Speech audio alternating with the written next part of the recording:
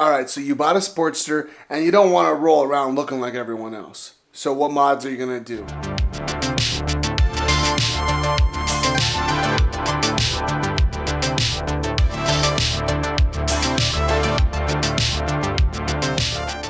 Modding a Sportster is a simple must, okay? The fact that there are thousands of parts available for a Sportster, you can basically build that bike, rebuild it, take it apart, put it back together, have different parts up to make a separate bike, and still be able to change it up again.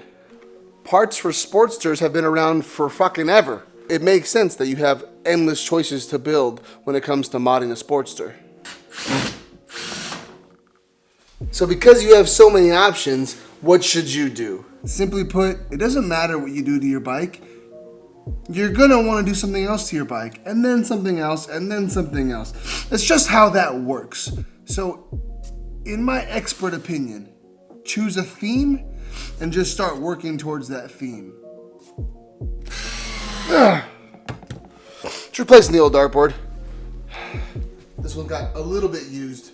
So I figured I'd go over the modifications that I've done on my Sportster.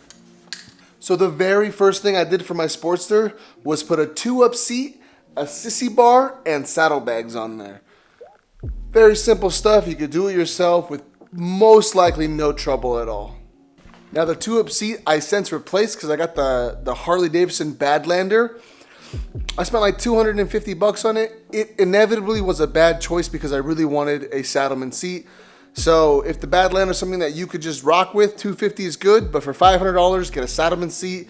And for me, it was very much worth it. That's the look that I wanted.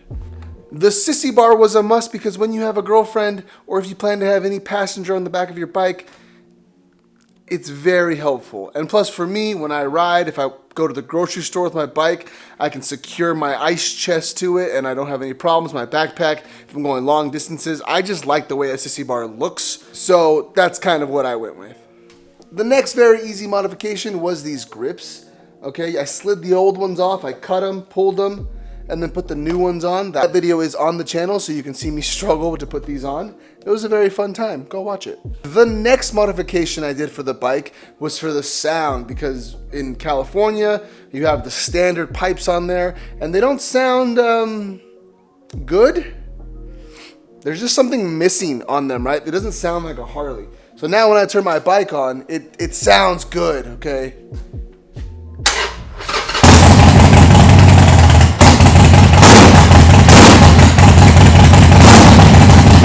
So that's a definite must.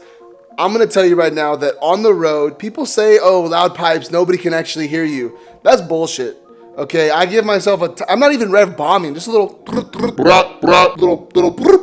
and people are like, oh, hey, look, a bike. And then they scoot over a little bit. Very kind and patient people on the road when they can hear you, okay? Before, I'd come over and I'd be like, cars would be like, turn their windshield wipers on.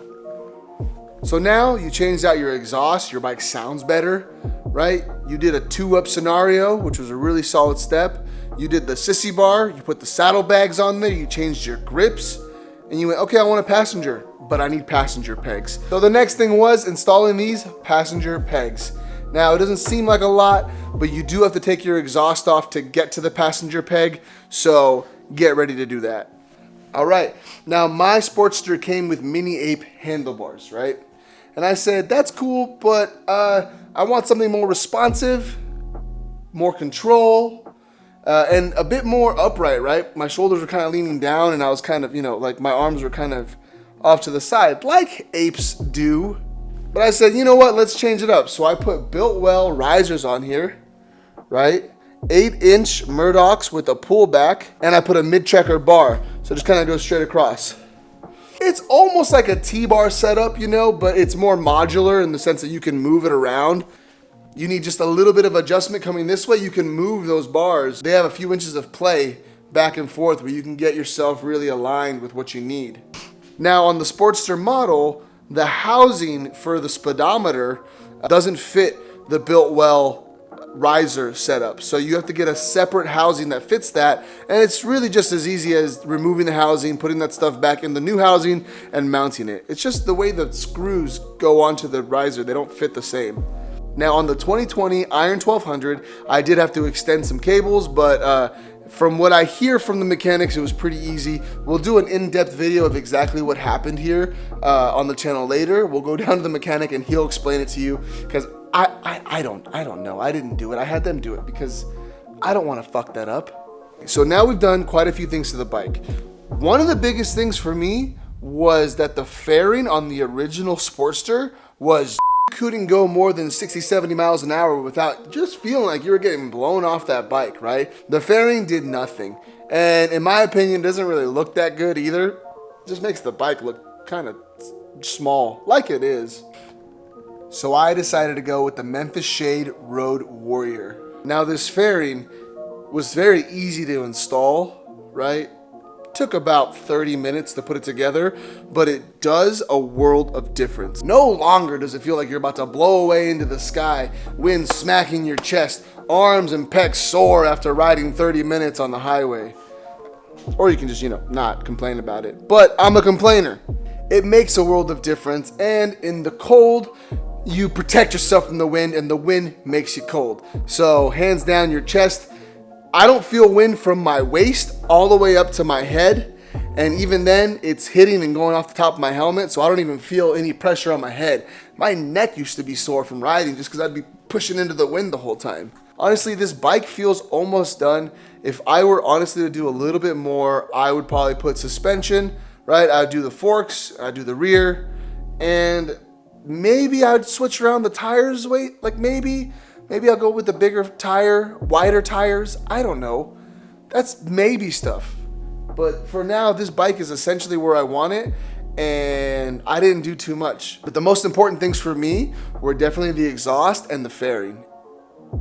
I could have been fine with the ape hangers. That would have been fine, whatever. Just would have rode a little differently. Could have been fine with the stock seat. Just would have not had two up. No sissy bar, no saddlebag, no grip change. Those are all things, little things that you can do to kind of give your bike style. But for sure, the biggest things for me was definitely getting a bigger fairing on there to get wind protection, and definitely getting better exhaust, because now it actually sounds like a bike, and the presence is just unmatched, right? You go on and you're like, yep, this is for sure a bike. There's no confusion it with like a Vespa, a scooter, or a fly, a little bug on your window. So if you got yourself a Sportster, you're going to have a fun time switching things around, modding things. And guess what? After I just did this bike, I want to mod everything else and do it differently again. I want to paint the tank. I want to rip everything off and make it super light. I want to make a bobber out of it. I want to make a chopper out of this 2020 Sportster. But that's kind of the beauty of Sportsters. You can do whatever you want with them. And it's also the hard part about owning a Sportster. You can do whatever you want with it.